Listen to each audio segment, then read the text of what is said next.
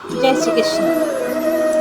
যেসব মানুষদের মনে হয় যে ভগবানের ভক্ত হয়ে আবার এত কেন সাজগোজ, এত কেন ফ্যাশন, এত কেন গাড়ি করে বেড়ায়, এত বড় বড় দামি দামি গাড়িতে চড়ে, বড় বড় বাড়িতে চড়ে, ভালো ভালো খাবার খায়, এত সাজগোজ করে থাকে,